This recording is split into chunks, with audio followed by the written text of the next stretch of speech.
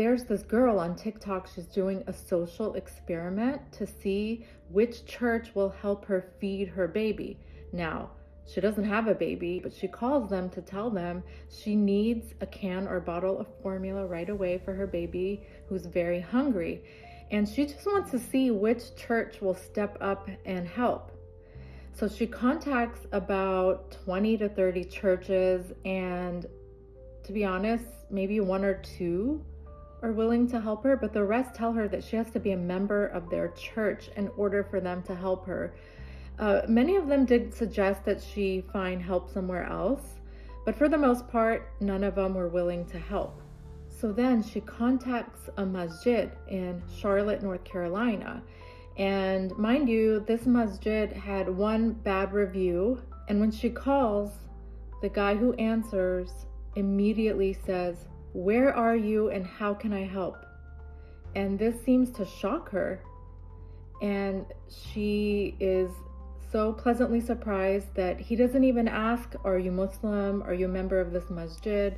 He says, "Where are you and how can I get this formula to you?" And because of his act of kindness, because of his act of charity, because of his willingness to just help her without any questions asked, hundreds of people are leaving 5-star reviews on their Google page. The last time I've checked, they have about 400 reviews, and they're all glowing. And the reviews, they're from people from different religious backgrounds giving positive reviews, very, very happy and pleased and grateful that he is willing to help. And it just shows you that humanity is alive and well. We're just not seeing that in the day-to-day news. And all it takes is one act of kindness, without thought, without expecting anything in return. And when you do that one act of kindness, it will come back to you.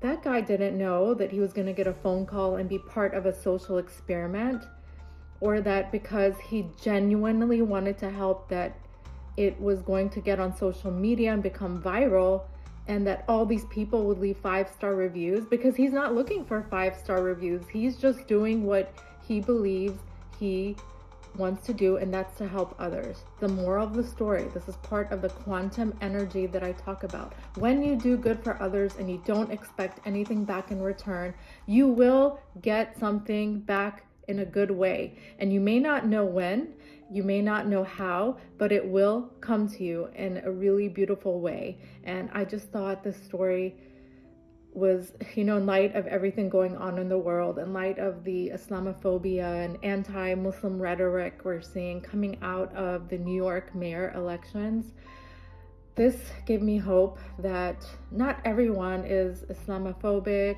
not everyone is anti-Islam, anti-Muslim, and that charity is a cornerstone of being Muslim, and that if you do it from the bottom of your heart, and you do it when no one's looking, and when you do it when you don't expect anything in return, that's when you will get your biggest reward.